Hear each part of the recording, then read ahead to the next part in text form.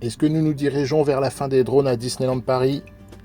À partir du 1er avril 2026, il n'y aura plus de drones durant le spectacle nocturne Disney Tales of Magic.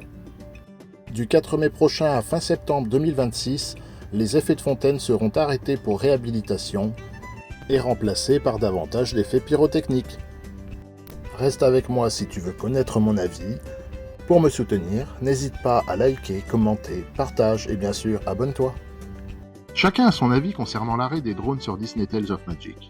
Mais nous n'avons pas les tenants et aboutissants concernant la décision, je me garderai donc bien d'avancer un avis gratuitement négatif.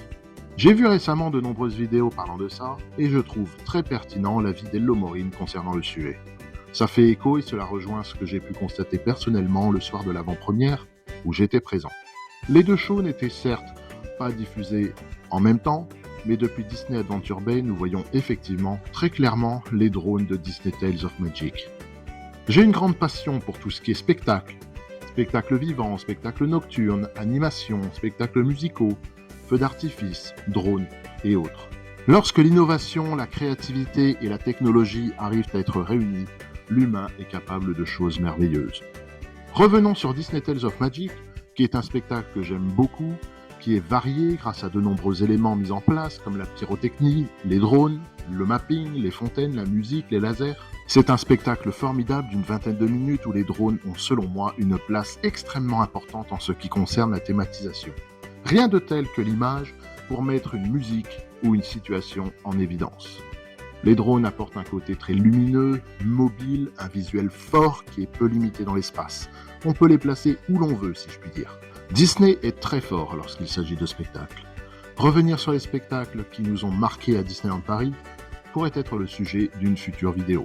Récemment, ils ont mis en place le mapping au niveau de Main Street USA, qui selon moi, ajoute à l'immersion et à l'expérience guest. Cela permet aux personnes les plus éloignées du mapping sur le château de pouvoir profiter visuellement du spectacle.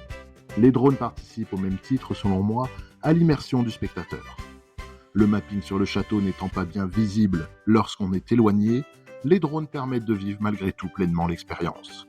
Là où sur le nouveau spectacle Disney Cascade of Light, peu importe où nous nous trouvons, le spectacle étant au milieu du lac, la visibilité et l'expérience sera assez optimale pour tous. Le retrait des drones sur Disney Tales of Magic affaiblira en partie pour moi l'expérience des visiteurs se trouvant éloignés du château. Vous me direz qu'il reste le mapping, les lasers, les fontaines, la pyrotechnie, c'est vrai. Mais en prenant l'exemple, certes pas très objectif me concernant, mais parlant pour tous, du Roi Lion, le spectacle ne sera plus le même sans Mufasa dans le ciel. Cette scène dégage tellement d'émotions que j'ai du mal à croire que sans les drones, l'expérience sera aussi forte. La scène de la rose, sur le thème de la Belle et la Bête, avec les pétales qui tombent, sont si bien mises en scène par les drones. L'émotion est forte. Même chose, même constat. Je doute fortement que l'expérience et l'émotion seront aussi fortes et marquantes sans les drones. Les drones apportent de la vie au château. Les drones apportent des personnages, des objets, des éléments qui font vivre le château ou son environnement. Mais au-delà d'un objet ou d'un personnage, ils apportent une vraie force, des émotions puissantes au spectacle. Peu importe les raisons qui ont mené à la décision d'arrêt des drones sur Disney Tales of Magic, je ne les connais pas. Mais je doute que Disney se soit séparé d'un des atouts majeurs du spectacle, sans raison valable. On pourrait débattre là-dessus, mais sans données réelles connues, à quoi bon? Moi, c'est la perte du point de vue expérience visiteur qui m'importe de vous partager.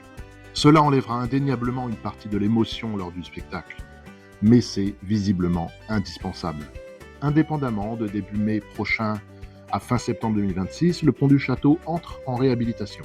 À cette occasion, les effets de fontaine seront arrêtés et j'espère qu'ils en profiteront pour également les réhabiliter, car j'ai bien l'impression que certaines d'entre elles connaissent des dysfonctionnements. Ce qui en soi est normal, car elles fonctionnent tous les jours. Donc, la maintenance est inévitable. Pendant ce temps-là, de la pyrotechnie sera ajoutée au spectacle, chose qui n'est pas pour me déplaire, car je suis un nostalgique de Disney Dreams, par exemple. Mais il faut vivre avec son temps. Et le temps actuel fait la part belle à la technologie et aux innovations. Sur ce, je vous remercie celles et ceux qui m'auront écouté et suivi jusqu'ici. N'hésitez pas à lâcher un pouce en l'air, à partager cette vidéo, à vous abonner. N'hésitez pas à commenter, avec bienveillance bien entendu, car les retours bienveillants sauront m'encourager et bien sûr m'aideront à m'améliorer et à progresser. Je vous dis à très bientôt pour de nouvelles aventures. Vivons-les pleinement, vivons-les ensemble. Bye!